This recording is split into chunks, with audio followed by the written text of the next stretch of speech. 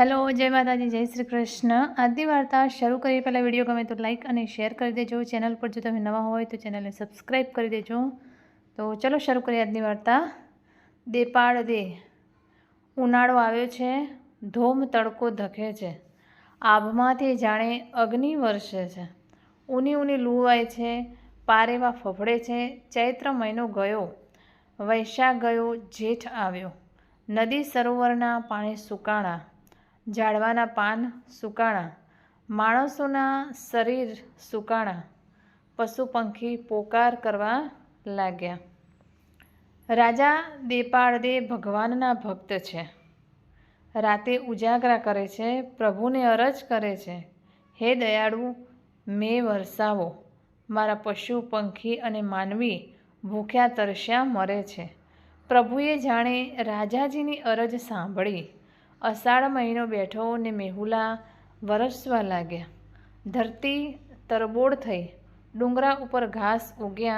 देपाड़दे घोड़े चढ़्या, राज्य में फरवा निकळ्या। जोऊं तो खरो मारी वस्ती सुखी छे के दुखी, जोऊं तो खरो।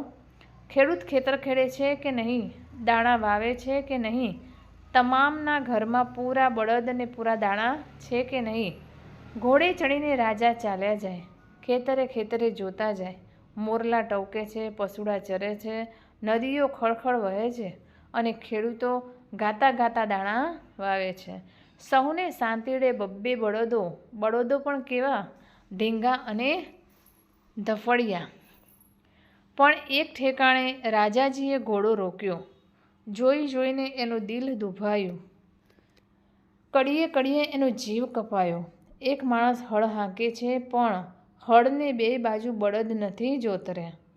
एक बाजू जोतरेल छे बळद ने बीजी बाजू जोतरेल छे एक बायडी। माणस हळ हांकतो जाय छे, बळदने लाकड़ी मारतो जाय छे, बायडीने लाकड़ी मारतो जाय छे। बायडीना बरडामां लाकड़ीओना सोळ उठी आव्या छे। बाई तो बिचारी रोती रोती हळ खेंचे छे, ऊभी रहे तो मार खाय छे। राजा देपाड़दे एनी पासे गया, जईने कह्युं, अरे भाई हळ तो ऊभुं राख। ऊभो तो नहीं ज राखूं, मारे वावणी मोड़ी थाय तो उगे शुं तारुं कपाळ। वावणी ने घी तावणी, मढुं ढांकीने वावणी करवी पड़े। ठाकोर एटलुं बोलीने खेडूते हळ हांकी राख्युं। एक लाकड़ी बळदने मारी अने एक लाकड़ी बाईने मारी। राजाजी हळनी साथे साथे चाल्या। खेडूतने फरी विनव्यो, अरे भाई आवो निर्दयी बायडीने हळमां जोड़ी तारे शी पंचात। बायडी तो मारी छे ने धरार जोड़ीश, धरार मारीश। अरे भाई शीद जोड़ी छे, कारण तो के मारो एक ढांढो मरी गयो छे। हूँ तो छूं गरीब चारण, ढांढो लेवा पैसा न मळे, वावणी टाणे कोई मांग्यो न आपे, वावुं नहीं तो आखुं वरस खाऊं शुं, बायडी छोकराने खवरावुं शुं, एटला माटे आने जोड़ी छे। साची वात भाई, साचे साची वात। ले हूँ तने बळद लावी आपूं, पण बायडीने तू छोड़ी नाख, माराथी ए नथी जोवातुं। पेला बळद मंगावी आप, पछी हूँ एने छोड़ीश, ते पहला नहीं छोड़ूं। हळने ऊभुं तो नहीं ज राखूं, आ तो वावणी छे, खबर छे। राजाए नौकर दौड़ाव्यो, जा भाई सामा खेतरमां मों मांग्या मूल देजे, बळद लईने घड़ीकमां आवजे। तोय खेडूत तो हळ हांकी ज रह्यो छे। बाई हळ खेंची शकती नथी, एनी आंखोमांथी आंसू झरे छे।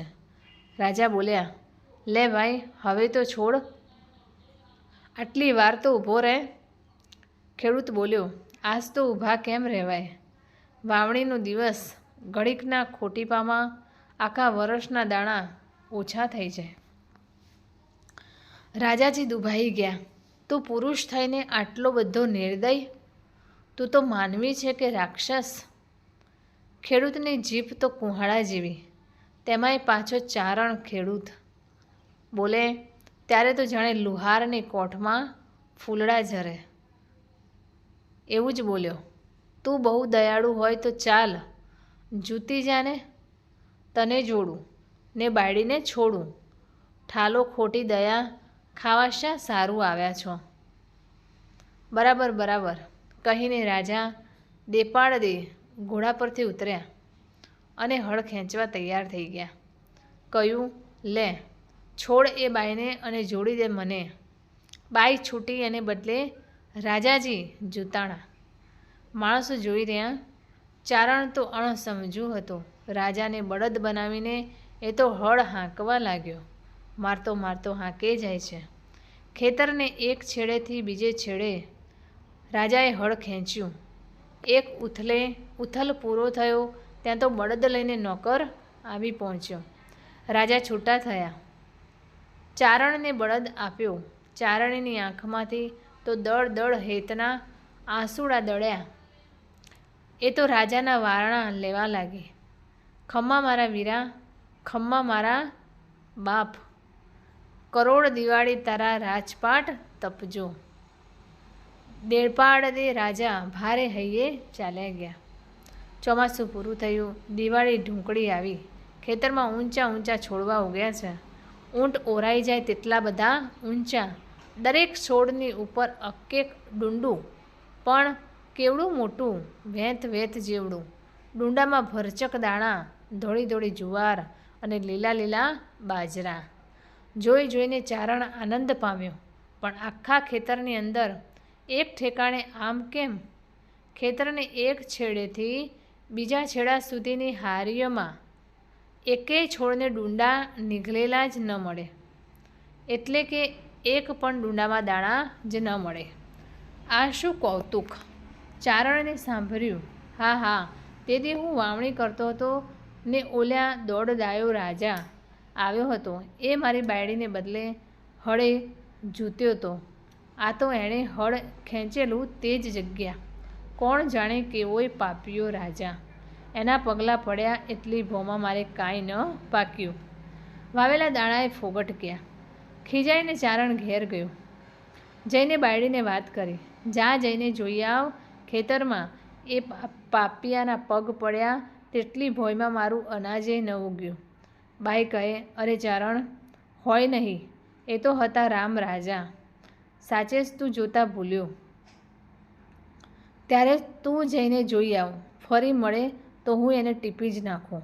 એણે મારા દાણા ખોવરાવ્યા. કેવા મેલા પેટનું માનવી. દોડતી દોડતી ચારણી ખેતરે ગઈ. પેટમાં તો ધડક ધડક થાય છે. સૂરજ સામે હાથ જોડે છે, સ્તુતિ કરે છે.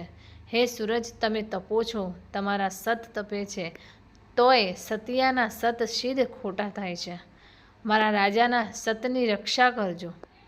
બાપ જુએ ત્યાં તો સાચો સાચ એક ઉથલ જેટલા છોડવાના ડુંડા નીકળ્યા જ નહોતા ને બીજા બધા છોડવા તો ડુંડે ભાંગી પડે છે.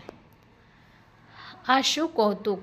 પણ એ ગાંડા ચારણી તો ચતુર સુજાણ હતી.